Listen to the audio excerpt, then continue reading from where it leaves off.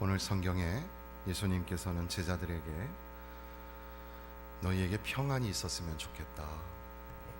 그리고 또한 28절에는 아버지께로 감을 기뻐하였으리라.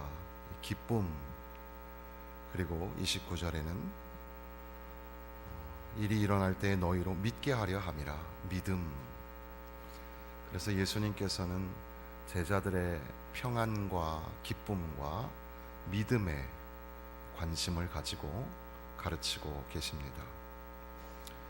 예수님께서 체포당하셔서 이제 십자가의 고난을 당하시기 직전에, 그렇게 어려움을 앞두고 있는 시간에 예수님께서는 제자들의 평안을, 그들의 기쁨을, 그리고 그들의 믿음에 관하여서 함께 나누고 계시는 겁니다.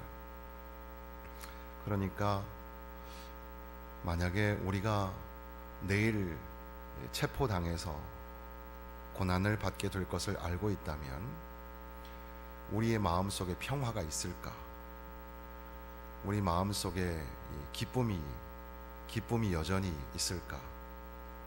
그리고 믿음은 혹시 흔들리지는 않을까? 그런데 우리 자신이 아니라 다른 사람들의 평안을 걱정해주고, 또 기쁨을 걱정해주고, 또 믿음을 세우라고 격려할 수 있을까? 설 명절을 맞이하여서 함께 가족들을 만나게 됩니다.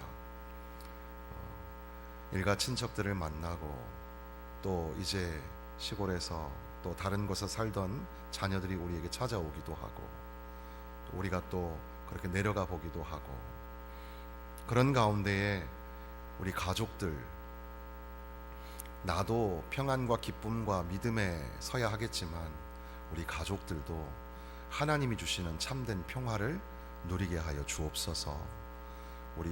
우리 자녀들도 주님이 주시는 기쁨이 있게 하여 주옵소서. 믿음 흔들리지 않게 하시고 믿음 위에 굳건하게 서게 하여 주옵소서. 그렇게 기도하면서 예수님께서 제자들을 축복하셨던 그 마음을 생각하면서 우리들도 이 말씀을 읽어볼 수 있을 것입니다. 평안을 너희에게 끼치노니, 27절의 말씀입니다. 평안을 너희에게 끼치노니 곧 나의 평안을 너희에게 주노라. 주님께서는 평화를 주시겠다고 말씀하십니다. 이것은 좋은 환경, 좋은 형편에서 만들어진 그런 평화를 말하는 것이 아닙니다. 그러니까 우리의 삶에 평화가 있게 하여 주옵소서. 그렇게 말할 때 우리는 우리의 경제적인 문제가 해결되고, 또 우리의 건강의 문제도 좀 해결되고, 또 우리의 집, 우리의 인간관계, 그런 것들이 좀 잘 되고, 그래서 살만 나는 웰빙, 잘 살게 되는 것, 그런 거에 관심을 갖고서 주여 그런 우리의 삶에 평화가 있게 하여 주옵소서 기도하게 됩니다. 그런 것들이 중요하지 않다는 뜻이 아니라, 지금 예수님께서 제자들에게 하시는 말씀은 그런 평화, 세상이 중요하게 생각하는 평화 그 이상의 가장 근원적인 평화에 대하여서 말씀하고 계십니다. 그래서 세상이 주는 것과 같지 아니하니라, 세상이 줄 수 없는 그런 평화를 주시겠다고 말씀하시는 겁니다. 더군다나 이 평화는 나의 평화가 아니라 주님의 평화. 그래서 샬롬이라는 말은 하나님의 평강, 헬라어로 에이레네라는 말은 주님의 평화, 이런 뜻인데, 주님의 평화. 그래서 영어에도 My peace I give to you, 내가 너에게 평화를 주노라, 나의 평화를 너에게 주노라. 그러니까 우리 안에 우리가 평화를 만들 수 있다고 생각하면 안 됩니다. 우리는 평화를 창조해낼 수 있는 능력이 없습니다. 그러니까 우리 중고등학생들도 있는데 쿵후 팬더라는 애니메이션 있잖아요. 거기서 곰이 무술을 배우면서 이너 피스 그러잖아요. 그게 이제 자기의 마음을 컨트롤할 수 있다는 겁니다. 마음의 평화가 있기를. 그것이 이제 도교의 사상에서 오죠. 그래서 또 유사 종교에서는 거의 다수가 다 마음의 평정심을 인간 스스로 만들 수 있다고 생각을 합니다. 그래서 마음의 평화가 찾아오기를. 그러나 예수님께서는 평안을 너희에게 끼치노라. 내가 너희에게 평화를 주노라. 아무것도 염려하지 말고 오직 모든 일에 기도와 간구로 너희 구할 것을 감사함으로 하나님께 아뢰라. 그리하면 지각에 뛰어나신 하나님의 평강이 그리스도 예수 안에서 너희 마음과 생각을 지키시리라. 우리의 마음과 생각에 평화가 찾아오셔서 하나님의 평강이 우리 마음을 다스려 주셔야 하는 겁니다. 그러니까 그 평화의 주체는 우리 인간에게 있는 게 아니라 주님에게 있습니다. 주님의 평화. 주님의 평화가 우리 가운데 찾아올 수 있도록 주님이 주시는 참된 평화가 여러분의 삶에 넘쳐나시기를 축원합니다. 주님이 주시는 참된 평화가 우리 자신뿐 아니라 우리와 관계되어진 모든 가족들, 이 자리에 참석하신 예수 안에서 가족이 된 우리 모두 우리의 삶에 주님의 평화가 넘쳐나시기를 바랍니다. 한편 예수님께서는 기쁨에 관하여 말씀하셨죠. 내가 갔다가 너희에게로 온다 하는 말을 너희가 들었나니 나를 사랑하였더라면 내가 아버지께 감을 기뻐하였으리라. 아버지는 나보다 크심이라. 주님께서 떠나신다는 말씀에 근심하고 걱정하고 있는 제자들에게 내가 아버지께로 간다는 말을 너희들이 확실히 알았다면 너희들이 기뻐할 수 있었을 거다. 우리 안에 기쁨이 넘치는 삶에 관하여 예수님께서는 언급하시면서 그러나 이러한 기쁨도 예수 안에서 우리가 누려져야 할 기쁨이라고 말씀하시는 겁니다. 예수님께서는 십자가의 고난을 당하시면서 기뻐하셨습니다.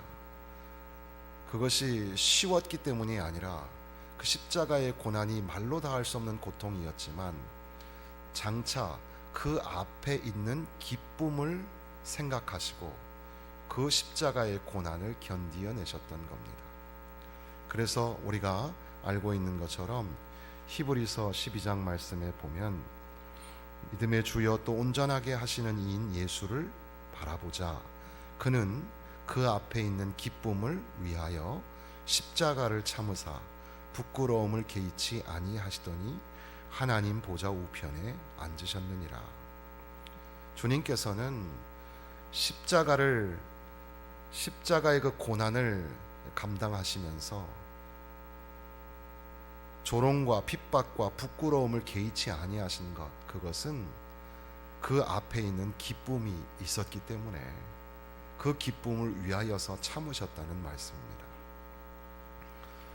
바울 사도는 비슷한 맥락으로 말하기를 만일 너희 믿음의 재물과 섬김 위에 내가 나를 전제로 드릴지라도 나는 기뻐하고 너희 무리와 함께 기뻐하리니 이와 같이 너희도 기뻐하고 나와 함께 기뻐하라.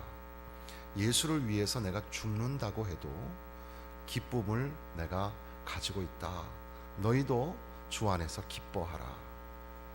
그 빌립보서 2장의 중심 내용은 예수님이 죽기까지 낮아지셨다는 것과 장사 지낸 바 되었다가 사흘 만에 다시 살아나셨고 부활하신 예수님의 비하와 승귀에 관한 말씀이 거기에 나오는데 바로 그 예수님 때문에 예수님 안에서 우리는 기쁨을 누리고 기쁨을 가지고 살 수 있다는 겁니다.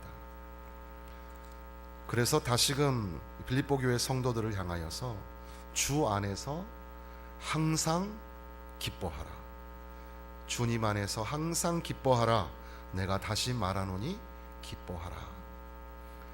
그래서 이것은 마치 구약 성경의 쉐마, 이스라엘아 들으라, 그러니까 이 말을 듣지 않으면 큰일 난다, 이런 말씀처럼 바울 사도는 내가 다시 말하노니 기뻐하라, 기쁨이 넘치는 삶을 요구하고 명령하고 계시는 겁니다. 그런데 우리 가운데 참 기쁨이 없죠. 기쁘게 살고 싶지만 뭐 기쁠 일이 있어야죠. 웃을 일이 없는 이 인생, 참 고난과 고통이 우리에게만 있는 것 같이 보입니다. 그럴 때에도 우리가 바로 이 예수님 안에서 누려야 하는 기쁨, 그것을 생각하면서 혹시 우리가 주님과 관계가 좀 멀어진 게 아닐까, 주님과 좀 관계가 소원해져서 주님의 그 십자가의 사랑과 십자가의 은혜를 놓치고 있는 것은 아닐까, 그것을 영적 진단을 하면서 그저 우리가 기쁨이 없어서 영적인 침체에 빠져서 눌러 앉아 있는 것이 주님이 좋아하시는 일이 아니고 주님이 원하시는 바가 아니라는 사실을 잊지 말고 예수 안에서 다시 한번 기쁨을 회복하고 기뻐하며 즐거워하며 살아갈 수 있기를 주님의 이름으로 축원합니다. 또한 예수님께서는 제자들의 믿음에 관하여서 언급하시죠.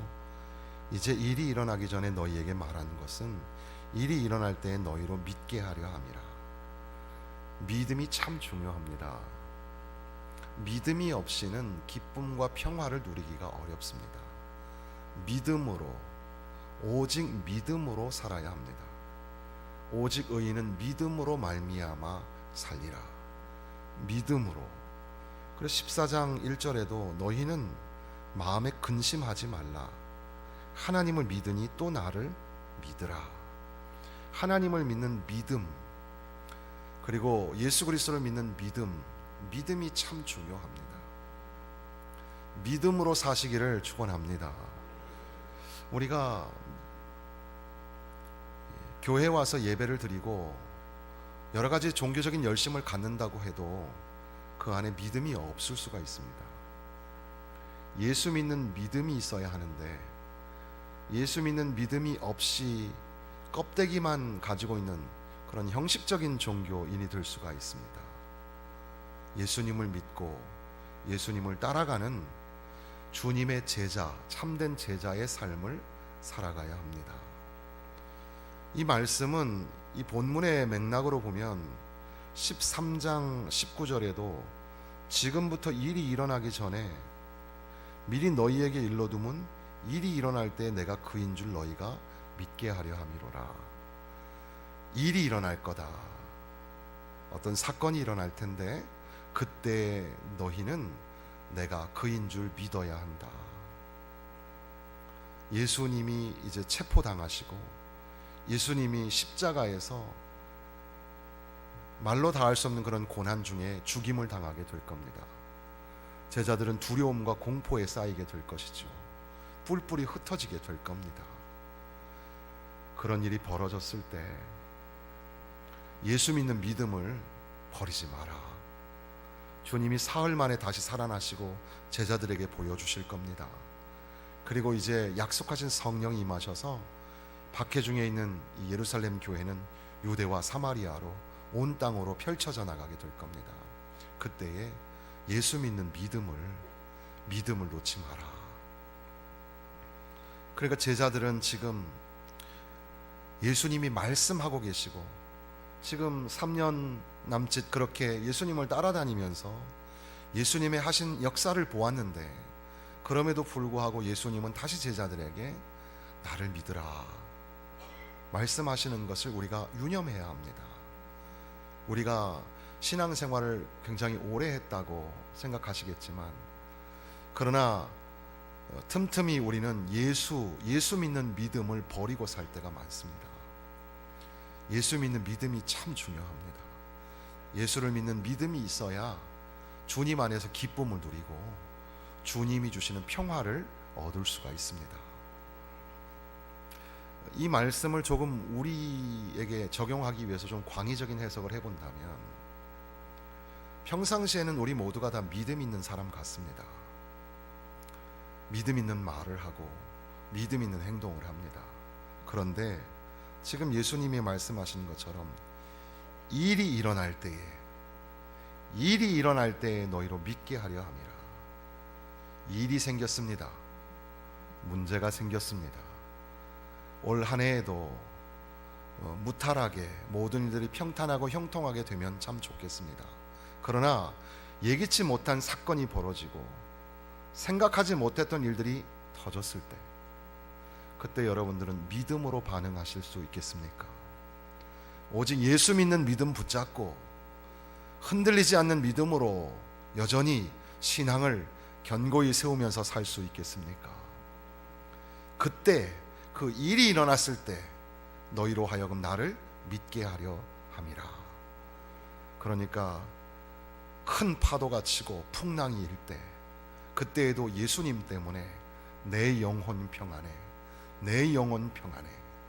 그렇게 주님이 주시는 그 평화를 누리면서 주님을 향한 믿음을 견고히 세우는 것이 얼마나 중요한지 모릅니다.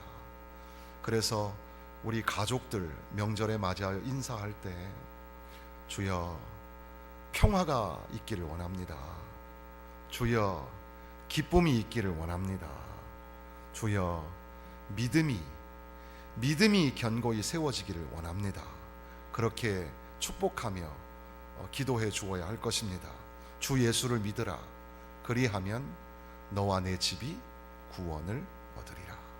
예수님을 믿어야 구원받습니다. 예수님을 믿어야 영생을 얻습니다. 누구든지 예수 믿으면 멸망치 않고 영생을 얻게 하려 하심이라.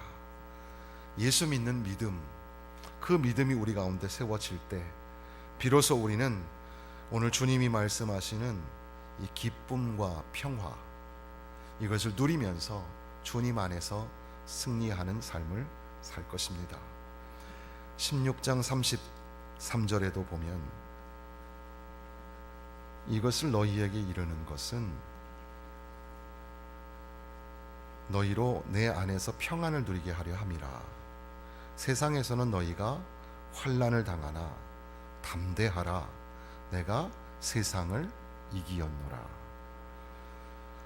주님께서 이것을 기록하시고 말씀하시는 것은 우리로 하여금 평안을 누리며 살게 하려 하심인데, 우리가 세상을 이기는 것이 아니라 주님이 세상을 이기셨다고 말씀하십니다. 세상을 이기신 주님이 우리 주님이십니다. 그 주님을 믿는 믿음으로 주님이 주시는 기쁨과 평화를 누리면서 살아가시기를 주님의 이름으로 축원합니다. 그런데 이렇게 우리가 평화와 기쁨과 또 믿음을 누리면서 살아간다고 할 때 이것이 과연 우리의 삶에서 어떻게 일어날 수 있을까? 그래서 놓지 말고 다시 한번 읽어야 할 말씀이 있다면 26절 말씀이 되겠습니다. 14장 26절. 14장 26절 다 같이 읽겠습니다.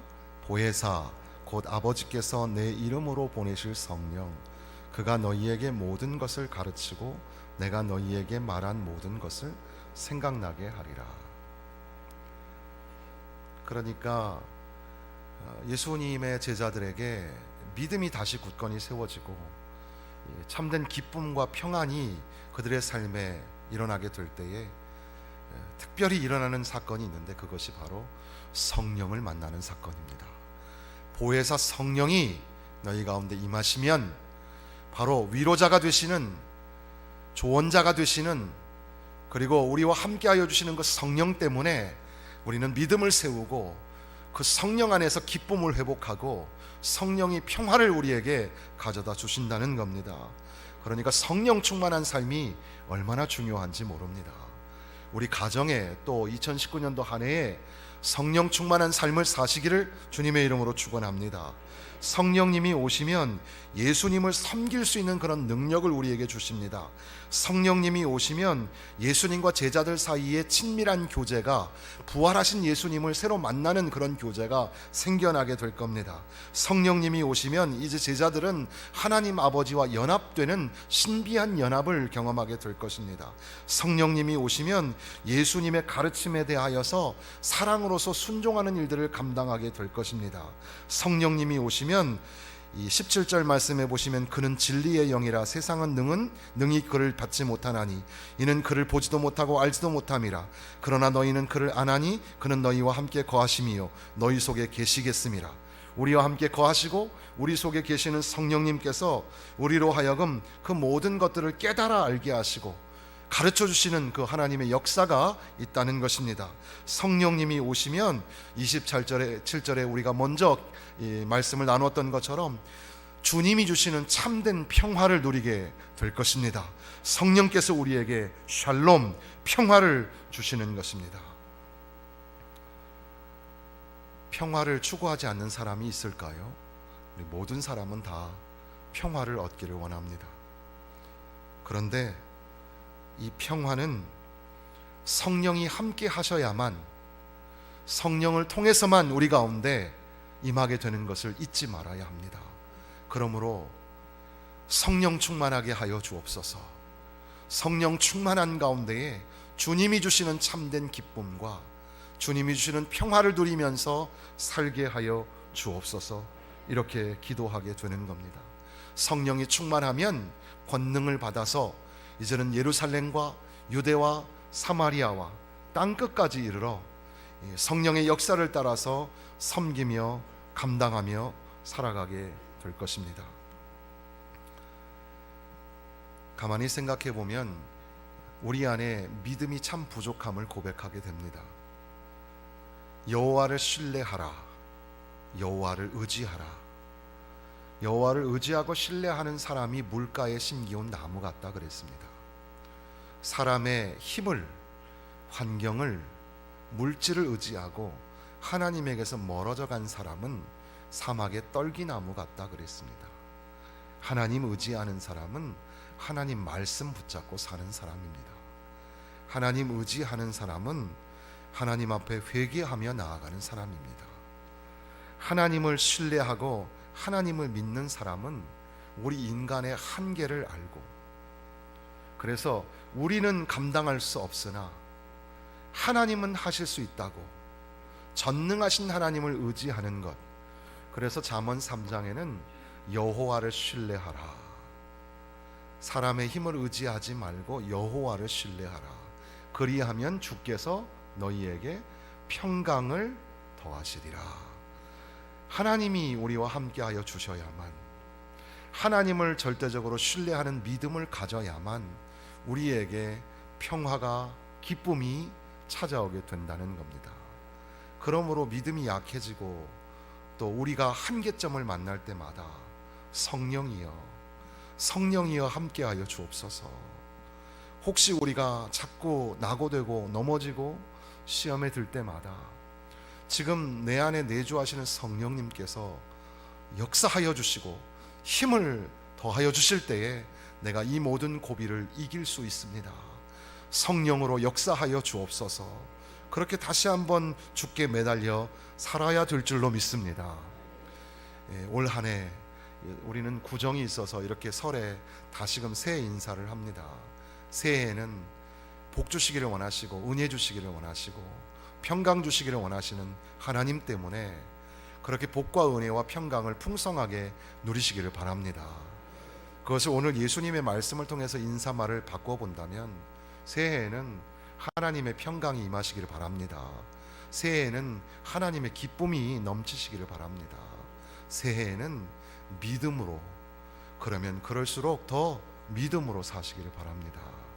그렇게 되기 위하여 여러분 개인, 우리 가정과 우리 교회가 성령으로 충만하여져서 성령 충만한 교회, 성령 충만한 가정, 성령 충만한 개인 영혼이 되어서 성령으로 충만한 가운데에 예수 믿는 믿음이 굳건하여지고 주님 안에서 기쁨을 풍성하게 누리며 하나님이 주시는 참된 평화, 세상이 줄 수 없는 참된 평안을 누리면서 사시기를 주님의 이름으로